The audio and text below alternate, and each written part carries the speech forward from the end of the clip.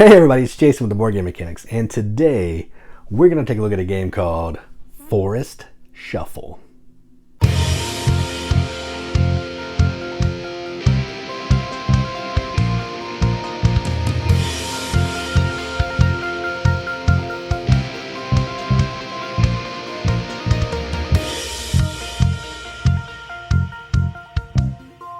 Forest Shuffle is a game published by Lookout Games, designed by Kosh, plays 2 to 5 players, ages 10 and up, in 60 minutes. I would say if you're playing more than a 2-player game, it's going to take 60 minutes, but a 2-player game is pretty quick. I played it at 2 and 4, and there's a significant amount of time difference between 2 and 4, so just be prepared for that. In this game, let's read it and see what it says. Life is bustling in the local forest. Animals scurry around the clearings looking for edible plants and insects. Some enjoy the dense treetops while others prefer the lush undergrowth and only feel comfortable in the shelter of the trees. In Forest Shuffle, you create an ecologically balanced habitat for flora and fauna. By planting trees, you can provide homes for different animals, plants, and mushrooms to flourish. But to score the most points, you need to honor their preferences. Some creatures require the presence of their fellow species. Others prefer certain habitats of food sources. That's it. Effectively, what that boils down to is you are planting tree cards, which we'll come back to later. And you're going to surround that tree with different types of animals, plants, bugs, insects, that kind of thing, to score points. That's it. It's a tableau building game. You're going to be building out your tableau based on what you have in front of you. Cards are going to work off of each other and score points. That's it. If you want to see how that plays, you can click the link in the video description. I'll play through a few rounds. Not a ton because it would take a minute. But I'll play through a few rounds, show you how all the actions work and what some of the cards do. But otherwise, if you want to stay here, we'll take a look at the components.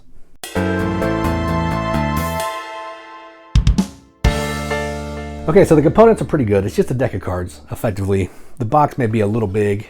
I mean, it's a fairly big size box. Carcassonne-ish size. But, you know, it's fine.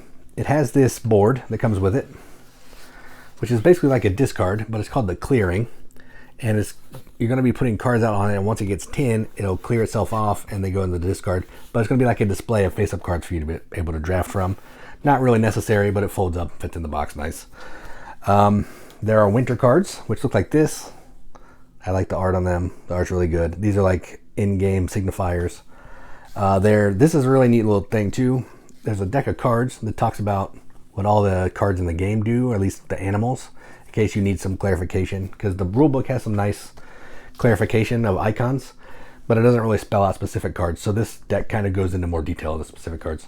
And then there's a whole pile of cards. This isn't even all of them. Whole pile of cards. Pretty nice quality. They're not linen finish or anything, and they're not average size of cards either. They're a little smaller, but fantastic art. This is a top or bottom card. Butterfly and a tortoise, or a turtle, I guess. A tree. Again, every card can be used as a tree by flipping it over. More trees. Here's a left and right card, a couple of them. A badger and a fallow deer. So it goes on the left to the right of your tree. Iconography is fantastic, everything that it does. The only thing I don't love, let me show you, is this. You can see those little binoculars with the color. Those colors go with the suits up at the top, or the icons.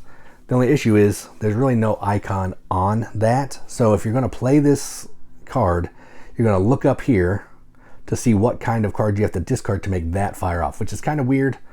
I don't love that part of the game, honestly, but I'll talk about that later. But some combos. Overall, the components are really nice. The rulebook is easy to follow. It's, how many pages is this? Not a lot. 1, 2, 3, 4. Like 4 pages, and one of them is this, and the other one's like components and setup. So no issue there. Overall, the components, I have no complaints. They're really nice, and they do the job. So basically, for a deck of cards, it gets a thumbs up for me. So those are the components. Let's move on and talk about what we think about the game.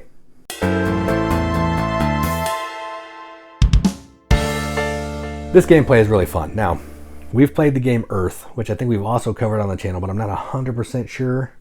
And this has a lot of similarities to that. And what I mean by that is that game is about building a tableau, and the cards are going to fire off of other cards based on adjacency and all that kind of thing.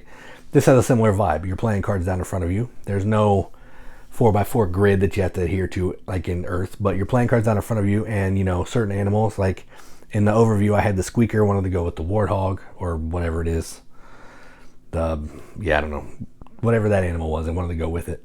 So if I had the squeaker in my forest and I had the warthog in my forest, I would get extra points. So they kind of work together. So you're kind of building this forest, you're playing cards next to each other or on other trees, just so they're in your presence. So they're going to work together to score you a pile of points. You can get like 4 or 5 times multipliers on some of these. Some of them you may just have one of them because it's the card that you wanted to play because you liked it. But it's a really fun engine building game that has a lot of resemblances to Earth. So if you haven't heard of Earth, maybe check it out. It's not an Earth review, but I just wanted to mention it, that it does have similarities to that, because I've heard some people say they didn't pick up this game because they had Earth. I have Earth, I still have this, and I think it's fine. Now, let's talk about some negatives that I have with this game. I mentioned a little of it in the components, but I really don't like these binocular combos. I really don't. It seems like they're tacked on. I know they're wanting you to, because I have to, in order to make this work, so I'd have to discard 2 green cards from my hand. Both of the cards I discard have to be green. Then I get to fire this ability off. If I can't do that, I discard 1 green one. Doesn't work. And it's just, I don't know. It makes the cards a lot more complicated to explain. And I think if they would have just gotten rid of that and just gave me some other special ability without having to worry about that, it would be easier to teach. The game's already pretty easy to teach, but that would make it easier. So I don't love that. Scoring can take a little bit of a long time. Now, it's not like the end of the world. I've heard some people complain that the scoring takes like an hour. If you're doing that, you're doing it wrong. Score your trees, score the top and bottom, score the left and right. You're not going to have that many trees out in front of you, maybe 6 or 7. It shouldn't take you all day, but it does take a minute. So just keep that in mind, that scoring is going to be kind of math heavy. And you're going to have to make sure you pay attention that you don't score things multiple times. So have like a method to your madness or something. But either way, those are the 2 kind of negatives that I have. Other than that, I think this game is fantastic. I love drawing the cards. I love the clearing. It's kind of a little push your luck thing. You're putting cards out in that clearing, trying to get that bear card so you can steal them all into your cave.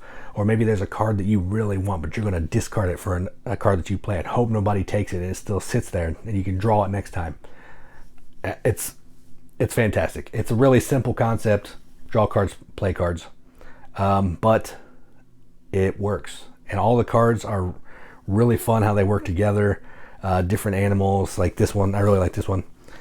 This is the salamanders. There are 3 of them. 3 plus 1. So there are 4 salamanders. You need to have 3 of them to score 25 points. But look how huge this deck is. And if you're not playing a full player count game, some of the cards are removed. Did that salamander get moved that you need? Who knows? So that's just fun. You never know what all's in there. You never know if you're going to be able to do all the scoring or be able to get what you need. And it is just a ton of fun. I like it. Now, I've mentioned this is kind of like Earth. It is like Earth. I personally probably like Earth better, but this one is going to be easier to carry around because the box is smaller. It's not going to turn as many people away because it's just cards. And it has adorable art. Earth has adorable art too, but you know, this has really fantastic art as well. Who doesn't like playing cards with animals? So yeah, I really enjoy this game. I've played it online a bunch, played it in real life a couple times, and I'm a fan. So I'm going to give this a BGM accept the seal. This is going to get an 8 out of 10 on BGG, which is a 4 out of 5 wrenches on our arbitrary wrench scale. That means absolutely nothing, but we like to give it the games that we enjoy, and that's what we're going to do. So that is Forest Shuffle from Lookout Games. I'm Jason with the Board Game Mechanics. I don't even know what channel I work for. And as always, keep gaming.